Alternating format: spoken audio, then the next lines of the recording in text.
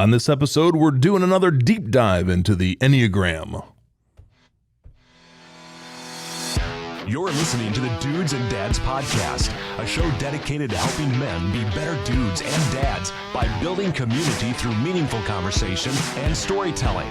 And now, here are your hosts, Joel DeMont and Andy Lehman. Oh, Joel. Oh, Andrew. Oh, man. It's good to be back in studio with you. Yeah, man. We're doing these. I'm having mic problems today. Your mic's a little here, there, and Floppy. little here, there, and everywhere. Oh, man. We'll leave it at that. Hi. Hey, guys, everybody. Welcome back to another episode of the Dudes and Dads Podcast. Glad to have each and every one of you with us, as always. And this episode, this evening that we're recording, we've been which we will do for this season and possibly into the next, diving back and forward into our Enneagram conversation, because every once in a while we find the perfect guest that really, shall we say, fully exhibits all of the wonderful characteristics that are found in each of those Enneagram types. And friends, if you haven't already done so, we really introduced the Enneagram conversation on this season, just a few episodes with our good friend Megan Sponseller, who we sat down and had an interview with her as she released her Enneagram Handbook that she published last year. And can we get it? For those of you that are listening, you can't see, but for the video I'm showing, I don't know how to show this on the camera correctly because everything's backwards. Okay, there we go. You just have to mirror, Joel. It's a mirror. It's a mirror. But Megan wrote this really, really helpful handbook, and so we had her on. We talked, kind of did a larger conversation around what the Enneagram is, where it comes from, why it's helpful, all of that stuff. And then we really think it's going to be a fun thing to do as we find other folks who we're just going to fit the numbers, who embody the numbers, who know how to talk about their number in a way that is, we'll just call it interesting, riveting, informational, transformational. All the ationals. All the ationals. That's right. That's Whatever right. the ational is. Yeah. So so again, I would encourage you to check out a few episodes back. Check out that interview with Megan. And but just as a general review, when we're talking about the Enneagram, we are talking about you can call it a personality type assessment. It's a tool. It's a tool. It's a tool, Joel. It's a tool. That's good. And there are 9 different types, 1 through 9, that exhibit certain kind of key behaviors. But here's the bigger thing, beyond behaviors. What I like about the Enneagram as a tool is that it speaks to the internal motivations of a person, not just their external behaviors, which sometimes can be hard to interpret. Why people do the things that they do, like as we observe it outside, sometimes it's hard to know. Yeah. My wife is constantly asking me why I'm doing the things that I'm doing, and I don't always have a good reason.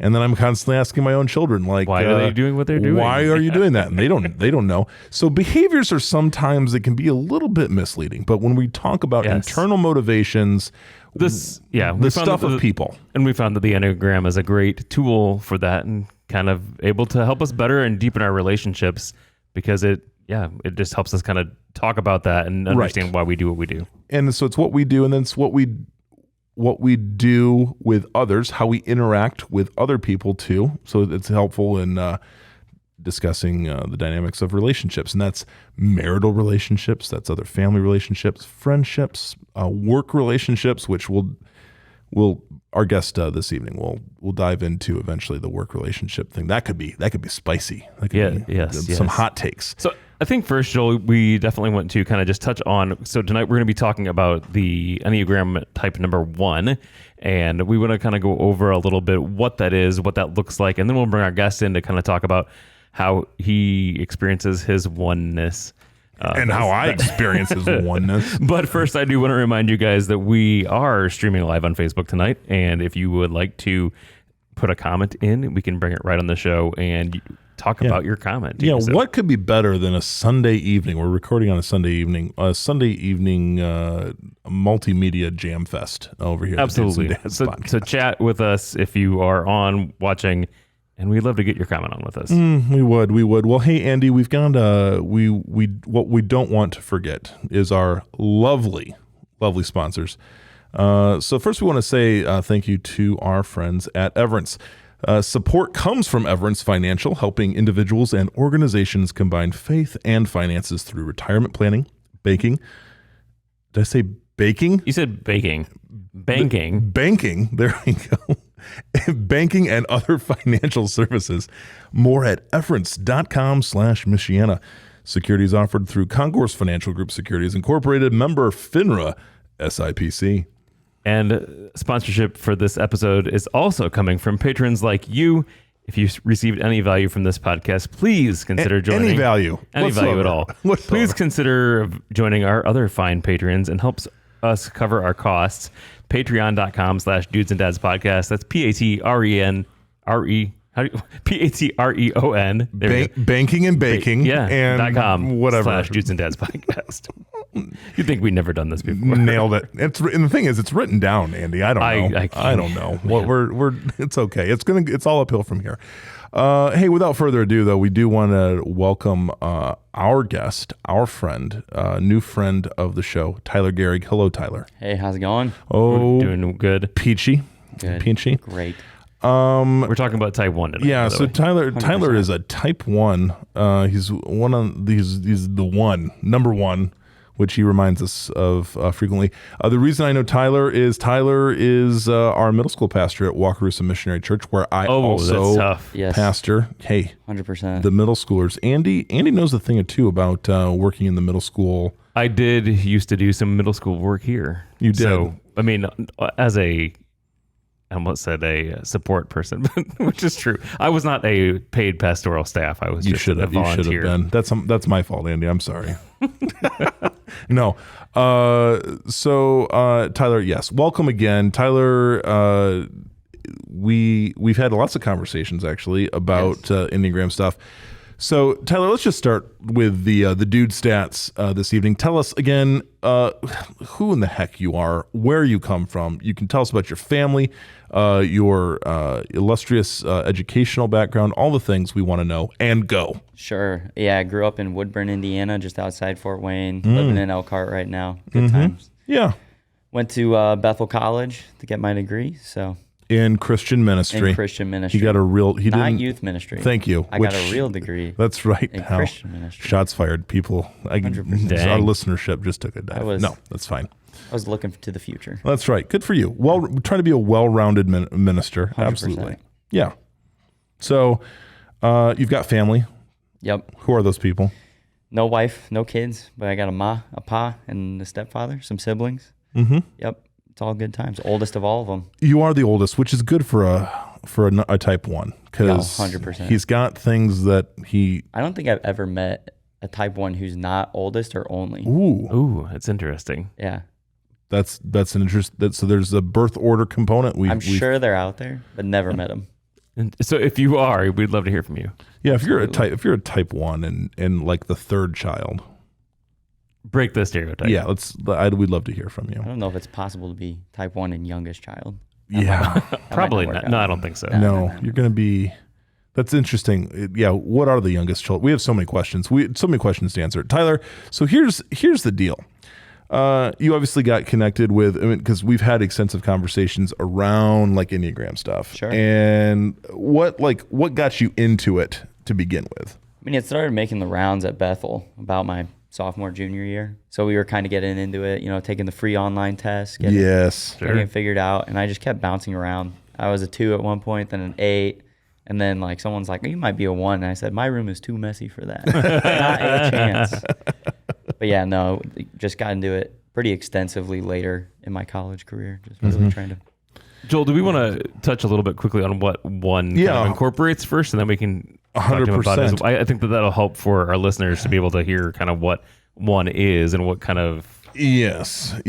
So, and again, just as a big shout out to Megan and her book here, because I'm actually using just directly like a quick summary of the type 1. So Ones are with the Enneagram are frequently referred to as the reformers, being a reformer. So they're clean and tidy. That's why Tyler makes a joke about his room. But what dorm room is well put together, I'll tell you. They're innovative people, ethical and balanced. So really, really concerned with like doing the right thing. Like that's really, really important. As with us twos, it's like whatever feels good. We're not even concerned about. That's a joke. So they're ethical and balanced, tend to be very organized, detail oriented, professional. They do have a perfectionist side, which Tyler will tell us that's his struggle right there. Like the worst title, perfectionist. It's perfectionist. Yeah. You don't. So he's going to get some pushback. I don't like it.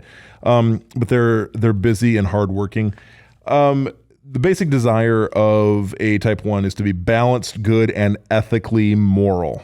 And then their basic fear is, on the flip side, being bad, being evil, or being wrong. 100%. Yeah. Right. Tyler tells me so many times, he's like, I'm concerned that I might am I evil today? Because if I am, I need to get it. I need to get it in check. I need to take care of it. Worried about my evilness. Constantly worried about the evil. So that's kind of you kind of get the sense, right? They're driven people, they're focused people, they're organized people. You got a lot of type 1s. Like, what kind of jobs do type 1s do, Tyler? Like where do we see them in the marketplace? I mean, they're going to be they're probably going to be more of your people that are like in the books, like doing stuff, because they're like, there's this way to do it. Your accountants, sometimes you're going to see a lot of those, because there's math. Math is always like, there's no right or wrong. There's only a right way to do math. Gotcha. You know? Yeah.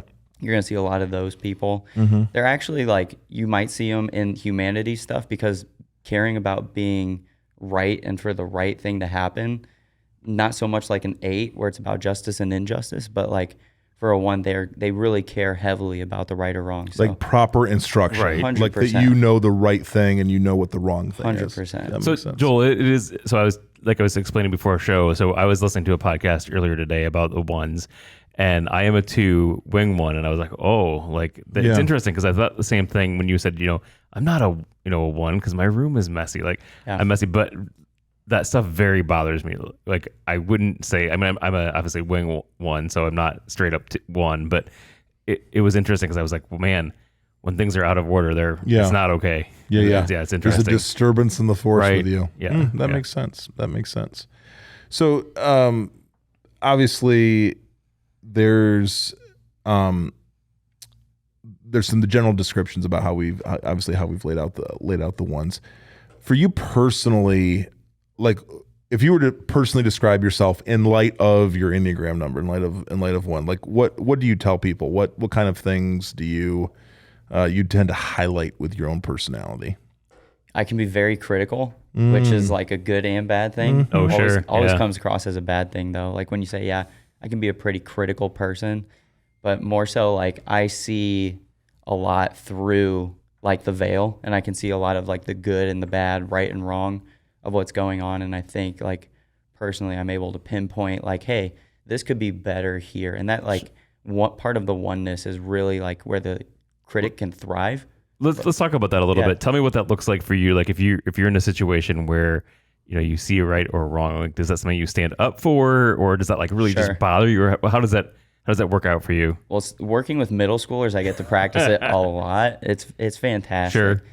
Just like stop throwing stuff at each other. Like sometimes it's as simple as that, but like really like especially working with middle schoolers like spiritually, where they're learning a lot of this stuff and they're like seeking these answers. I get to step in a lot and really like point out like, hey, like this, gossiping, it's a big thing culturally, but like, let's talk about how that is like a sin and affects like our lives and our friendships and all that stuff. So being able to see through those negative concepts, it can come across like I'm only thinking about the bad things, but it's really because I'm trying to get to the good things. Yeah. The way like one thing I appreciate about Tyler is like I'm like, wow, he's really direct. He was like really direct with that thing that he was, especially to middle schoolers. But as we all know, having like you and I having middle schoolers ourselves, sometimes direct is just simply sometimes that's what you have to do. Just the best way. Because if you try to kind of like dance around it with a middle schooler, you can't. It's like there's not their ability to be indirect is not good. You have to be like really concrete in a really particular way. So that can be it can be a really helpful thing. Okay, before we move on, I want to remind people, if you're on live with us, feel free to make a comment in the comment section, and we can, if you have a question for Tyler or Joel or I, we can go ahead and answer that right away. Again, guys, Andy just keeps up in the game technology wise here. We're getting very interactive, and I love it. So go ahead and put a comment in, and we can bring it on. Beautiful. Okay, so there's so in light of your directness, your general personality, have people pushed back with you and been like I've made people cry. Yes, 100%. Okay, yeah, and like just get called out by. I've been a few times called out by people like, "Hey, that was really mean." So what happens to you personally when that happens? Do you take that well? Or does that really affect who you are for a while? Well, depending on who it's from, but yeah, usually that hurts because it's like, no, I saw something that needed corrected, and yet because there's that sense of I don't want to be the mean person. I'm just I think I'm being the nice person. And to you, that's you're calling out the wrong thing, right? And someone else calls you out on it. I can see that, and that'll sit with me. Oh, I'm sure. I just dwell on it, 100%. I mean, what's worse than you being made, and again, not that even it's even the other person's intention to do this, but what is worse than you being made to feel bad about doing something that you thought was ethical and right, taking that step and being leaning into that, and then the pushback is that was hurtful and just terrible. So thing is, 99% of the time I've already thought that myself about what today I told a student that she was being entitled, and I was like, stop it, you're being entitled right now. And then in hindsight I was like, that was maybe a little much. But I've received 0 emails so far, so it's fine. She stopped. So she stopped. Game on. Yeah. Game one. Yeah. Do you think, as you were kind of in your own journey with this, and as growing, as you're getting older and having more experience, thinking through Enneagram stuff, were there things that surprised you about yourself? When you there was aha moments or things that clicked for you in a way that maybe hadn't previously? Yeah. So like I said, the title of perfectionist, I don't care for it. It's not, I think, a good reflection. I think the reformer is a much better reflection of what an Enneagram type 1 is, because I've always not been the cleanest person. And yet it's I'm wearing black on black right now, and it bugs me that my blacks don't match. That's the kind of that's a perfectionist thing. I mean, that's sure. But I've got my messy room. But the thing is, I know where everything is in that room. And perfection is a standard that I didn't quite understand when I first thought about the Enneagram in relevance to that. And it's a sense not so much of that everything is in the exact place that there's the standard that it's supposed to be there, but as in it's in the right place that it's supposed to be in. And since that's my space, it's in my right space that it gets to be in. And so there's this sense of when I was learning about the Enneagram, I pushed back against the 1 because I saw the messiness in my life, and I was like, there's no way I can be that. Gotcha. Because I've got messiness. And yet it was really when I heard that the Enneagram 1 really struggles with having an inner critic in their head that's constantly speaking to them. And I remember listening to another podcast where they were like, yeah, you don't hear that voice in your head that's criticizing you. And I was like, oh, wait a minute. This is a me thing. That's really where because I'm constantly not just criticizing things around me, but within me at the same time. Yeah. And just, And I think that's a helpful thing for any of you that are listening that kind of are thinking maybe oh, I kind of identify with those personality trends, the inner critic voice in unhealth. Yeah. So in unhealth, which that was the thing that I was going to mention, because within the Enneagram, we're always talking about directions that you're going in health and then in unhealth. And so as I was looking, I was like, what is the or they say in health or unhealth or like in stress. So let me see, what does it have? The 1 is a 4 in stress. In stress. So become the individualist. 7 in health. That's correct. Yeah. You become the enthusiast. Yeah. Which totally makes sense. Which kind of, I mean, the whole like in health and in stress kind of gets confusing, because if you're really a 1, how can you go to 7 in health and 4 in health? So can you speak to that? I mean, that may be questions that our listeners have. Yeah. As how does that work as far as like in health? And, what I was gonna do, like, so in general, there's the diagram that we have here. Oh, check that out. Whatever we can find this diagram here and post it on the show notes, which would be helpful. You'll see kind of a diagram where it redirects the numbers and says, okay, you're going to go to more this personality type, the other, as it's relating to the other personality types within the Enneagram spectrum. In health, you'll exhibit behaviors from this other type. Under stress or long-standing unhealth. So it's not really health and unhealth, it's more of health and stress, because whereas in this case, a 1 would be your resting number, like who you are naturally, where you're not trying to work on yourself, but you're not also stressed. Yeah. It's interesting. Megan used in stress and in growth as the that's an interesting. Yeah, that's the dynamic there, which I think that's probably some healthy language. So Tyler, for you, what is when you are feeling your 4-ness come out under those stressful things? What is that meant for you? What is that meant for you? Oh, like I start to tone everyone out. And like the way I think about it, for a 1, it's real simple. Like going towards the 4, the individualist, it's more about sinking into yourself. And when you go towards the 7, the enthusiast, it's about what's happening around you. And it's kind of this inside, like breathing effect that you go through. So when I go to the 4, it's more like inside my head, more like the critical voice like ramps up, but also like I think deeper about like the things that are stressing me out. I process them a lot more because there's that critical voice really bouncing around and they're saying, hey, something's up now.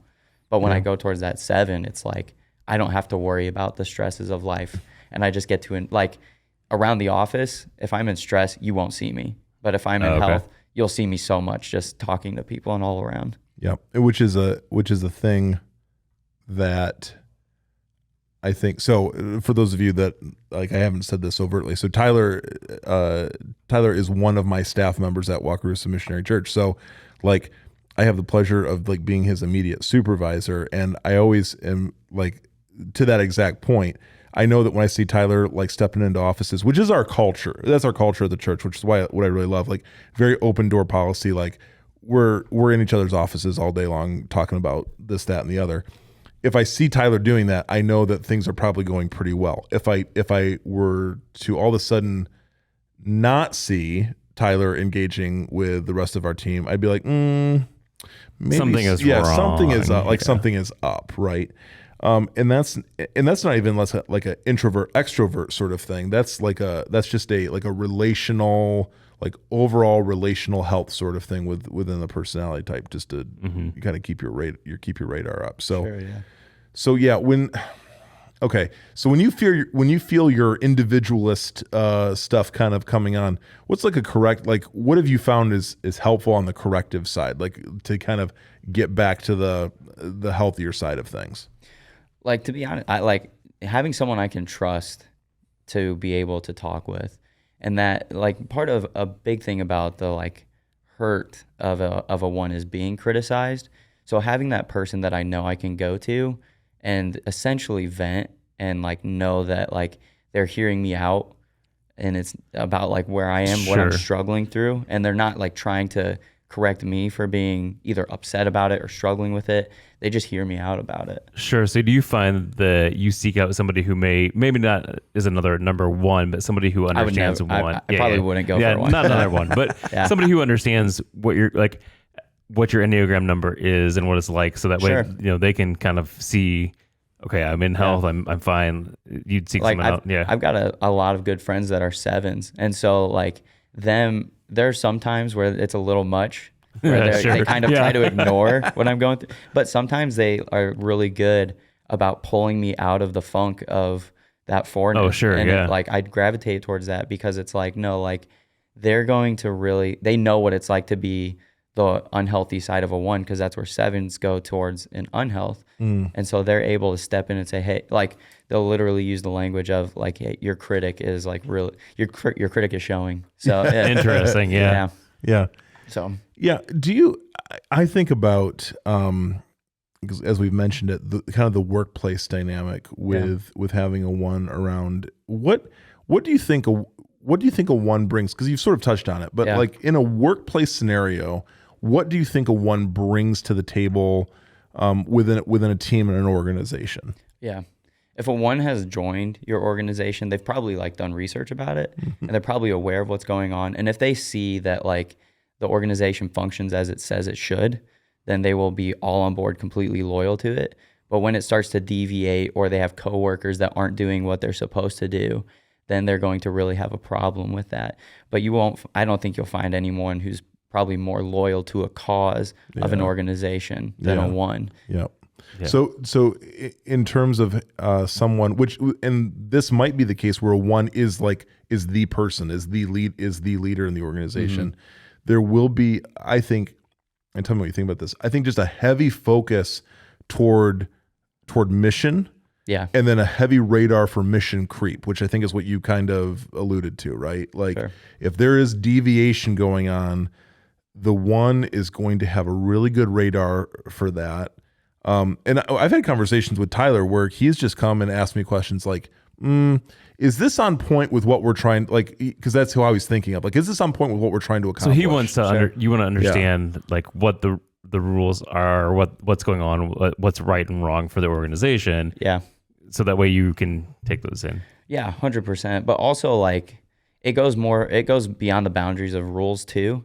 Because it's like, so we're doing summer Sundays, and there's been some days where I'm like, by doing this thing, are we missing like what our goal is by doing that? Yep. And it's like we were trying to accomplish this, and by doing this thing instead, it's drawing people away from that goal. And so just again, like that's part of the critical eye that the 1 brings, where it can be good, where it's like, hey, we're getting away from what we believe in. So how do we steer ourselves back? Yep. Yeah.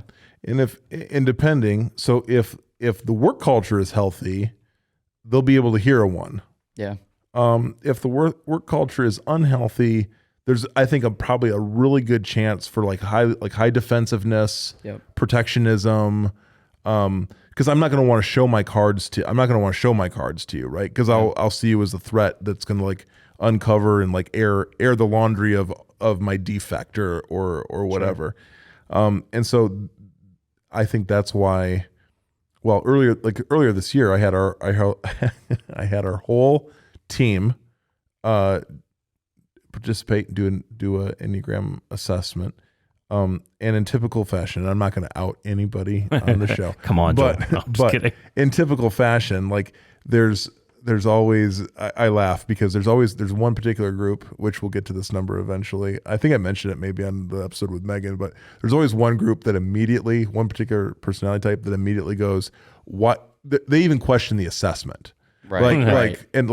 And it's a personality type that tends to be like, don't tell me how I am. Like that's, you can't name me in this box. You can't put me in this box. Exactly right. Those are my 8s, which on our staff, I have some other 1s and I have some other 8s. And that makes for what's really great about it is it's a very driven dynamic. These are people that do not need a fire lit underneath of them, which is great because I don't want to do that. It's like that's not, being the fire starter is like not my thing. But at the same time, there is there can be a real benefit from the whole team knowing where everyone is coming from and being able to identify like, here's how we can work together toward health. But by the way, with all the positives come these other potential pitfalls where we misunderstand each other, where we hear each other wrong, or where like our shadow sides come out a little bit. And if you can have those conversations ahead of time, which is ultimately my goal, and that we don't get surprised by each other and kind of how we operate, a lot of good things can come out of that. And we, it's our coworker. So as Tyler's our middle school pastor, Dustin's our high school pastor, and Dustin is like myself. He's a 2, and I have to, oh my gosh, there's just so many ways that I just have to giggle. And then I have to think of myself, like when I see Dustin doing his thing, and interacting with Tyler within our youth ministry department, like I have to giggle at myself a lot, because it's like when I see Dustin interacting with Tyler, I sometimes ask myself the question, is that how I'm being like all nice about things all the time? And it's like, sometimes like, no, we need to take off the kid gloves here and get down to business and do it, and do it the way we should. And it's not to say that there isn't a place for working together and compassion and all of that. But when you begin to see each other, not that we're labeling people hard and heavy with these things, but when you begin to see and understand other people, the things that you see in yourself too, I think if you're open to it, can be really, really, really helpful. So I'm curious how you work, obviously, with other ones. Joel had mentioned that you have other ones. How does that work in your work relationship with them? Do you find it hard to get along with other ones because you both have to you have this contradicting, like, what's right and what's wrong? You may think something is right. So how does that work for 100%. You in a work setting? Yeah. So I think there's only one other one. I think that's on right. Staff. We have 2 1s. We have 2 8s. 2 1s, 2 8s. Can I mention who our other one is? Sure, yes. Yeah, so the other one, it's Tina. She's our finance lady. Yeah, she's office manager. Yeah. And like majority of the time, her and I like get along like I feel like you see eye to eye. 100%. Like and I think I think when you guys come to the table with each other, you both understand the importance of, like, if you guys are talking about something, you both recognize it as vitally important. Sure. Yeah. But there are a couple things that like have come across that like I'm sure we have annoyed each other very much, like with our conversation. Like I wanted an ice machine for the youth room because I knew we were going to do youth events. This is the great example. I'm looking at it from the logistics of like how much ice are we really going to buy throughout the year. It's probably going to be good to invest in the long term in an ice machine finance wise. And she was not having it. She was like, she was thinking about big picture finances. And I was like, you're not getting it. Like, we're going to need this. It's not just that I'm going to use the ice machine. Everyone will use the ice machine. And like, if we do meals, like then there's ice for the pitchers. If we do like camping trips, there will be like stuff for the camping trips, like all this stuff. And it was just like, no, we don't need that. And I was like, I was so frustrated for like a day about it. And like, that's where like the butting of heads of ones, it's not necessarily that like one person is right or one person is wrong. It's just that there's this perspective where one person sees the right of their perspective and the other person sees the right of their perspective. Sure. Yeah. Yeah. And again, as you said earlier, if there's trust in the relationship dynamic, you can work through it. Yeah. If there is, and two, like that's one story out of the almost year that I've worked here. Mm-hmm. And I probably can't pick out a single other time that her and I have ever disagreed on. And I like that the worst case scenario was over an ice machine. That tells 100%. That tells me that we're winning. We're doing okay. But it's interesting. Again, as a tool, when you do encounter conflict, to be able to, it gives you some handlebars to be able to navigate it a little bit better, I think, to know, like, okay, here are the possible ways in which this other person that I'm trying to work through something with, here's the possible ways that they're hearing me right now. Sure. And so I would just want to be aware of that. Yeah. So Joel, I'm interested to see if any of our listeners have any feedback. If you're listening to this as a podcast later on, you can call our voicemail number, and that number is 574-213-8702. 574-213-8702 is our voicemail number. We'd love to hear from you. It's not going to ring Joel or I in the middle of the night, but we would love to hear what your experience with ones are. If you are a one, tell us how you are Yeah, is this hitting home with you if you're a 1? Tell us what's wrong. Just tell us what's wrong. If they remind you of Monica from Friends, they're probably a 1. Probably Let's 1. see. I'm sure that, you know what? Like, I would like to see, because I'm sure it exists, the famous sitcoms. What their Enneagrams are? Label there. the people. I'm sure they are. there. That could be interesting. The ones are usually the people that I care for the least, I will say. Yeah. Really gets under. Like really gets Angela under, from The Office. Really gets Oh, that yeah. I can't stand that. That makes me so upset. was she in like accounts payable or something? Something like that. It was like one of Accountant. Yeah. It was like one of the accountant things. So Stanley was in accounting too, which was a whole other ball of wax. So, Andy, I was trying to look through if there's any other questions that I was going to ask Tyler that we haven't done the heavy hitting on. I can't think of any that is there anything that you would like to tell us that maybe we missed as far as about, questions that you're about being a 1? I think one of the things, going back to the topic of the workplace, is that one of the things that ones value the most is criticism. And so if you have an interaction with a 1 and you don't like what they're saying or you don't like what they've done, like, think carefully about the criticism that you give them, because they will take it to heart. Like, even if it's just like, you're just mad and you are like, you're so done with like what they're saying or what they've done, like, they will hold on to that thing that you said and it will like cut deep. Sure. But like, at the same time, like, if a 1 asks you for criticism, it's one of the most intimate things that they can do. Like, I remember I had a soccer coach in high school and like just trusted him with everything. And I remember the thing I remember the most is the practice where I stayed after and I asked him how I could improve, because like, I was like, I trust this guy to tell me what's real and what's true, and like, he's going to do it in a loving way. And then the other thing I'll say is, like, if you have a 1 that you work with, ask them if they see anything that can be improved.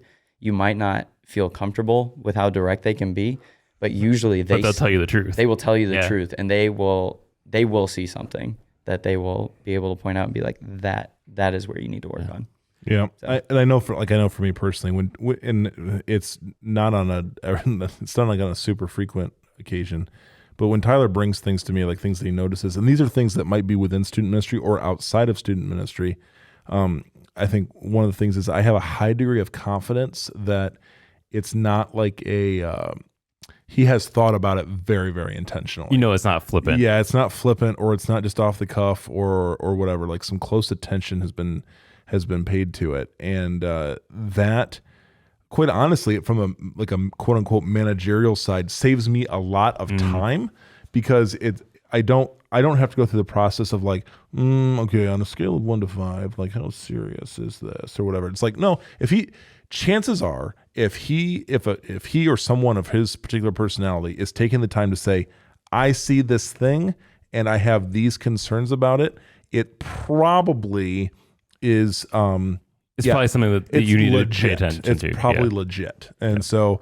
those are things to consider, all you managers and leaders of people out there, to be thinking about that, because, and I'm grateful that I'm not in this scenario, but I know a lot of people that are in management are, where it's like the suggestion box is constantly full, Oh yeah. And there's constantly, like, from every corner of wherever, constantly people giving input on the way they think things should be, and most of it's trash. Most of it's just pure trash, and it's not well thought out, whatever. But that's something that fires me up, hearing people's criticisms that I think are trash criticism. Like, it's almost like a game. Yeah, it's like if you're gonna bring a criticism to the table, bring a real one. Bring your A game. Let's no wimpy criticisms. It's like a high school quarterback trying to coach like Tom Brady. Like, your spiral is not as tight as it could be. Yeah, it's like, really? Okay, yeah. Well, Joel, I think it's become that time of night. That time. That time of night is going to come quickly here. Now it's time for Dudes and Dads Pop Quiz. Thank you, Aaron James. So, Pop Quiz, if you've never joined us, it's just a random time that we ask some random questions that seem to not be so random lately. Yeah, is it like I look at that and I go, there's a lot of cards there, and I know Why do we always get the same one? We shuffle them. We always seem to get the same. We need to get question. another. We didn't because there's a second deck. There's several decks. There's several decks. We're gonna get more decks. Hold on, one more time. I'm gonna shuffle through this. Decks on decks on decks. Decks. Yep. There we go. It's a good All sound right. effect too. It really, I like that. All right. I will ask the first one here. So, Tyler, Yes. when you die, what do you want to be remembered for? Ooh. This one. Oh, what do I want to be remembered for? I mean, probably one of the biggest things is as being a loyal friend, loyal follower of Christ. Loyalty is huge to me. There's that number one coming out. I love it. But see, 100%. but you see how it's like, it's got a purpose behind it. Tyler, next question. What's the worst job you've ever had? Oh, worst job I've ever. I mean, okay. So there's two things that come to mind. The first one, it's going to sound like it's pretty obvious, but I hated this first job. I used to wash dishes for a diner, and like it was, I don't like wet pruny hands, constant wet pruny hands. Man. Awful. I did not like that job. But I've also worked construction on water and wastewater plants. So everything you flush, I've worked around it. And so like that was not fun exactly. No. But most of the time I didn't have wet pruny hands. So most of the time. That's good. There's an upside. What's the best piece of advice that you've ever been given? Oh, yeah.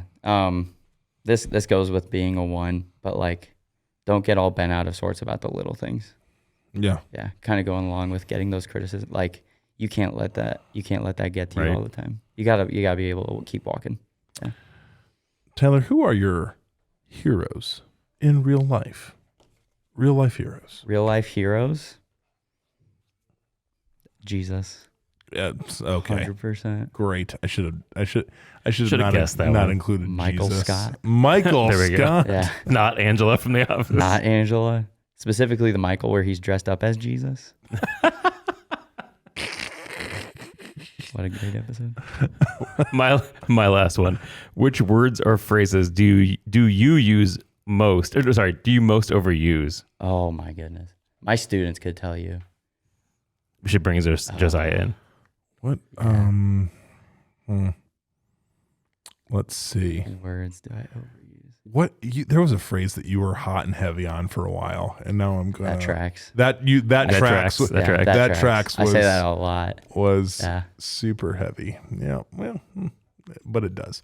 Tyler, if you had to teach a class on one thing, what would you teach?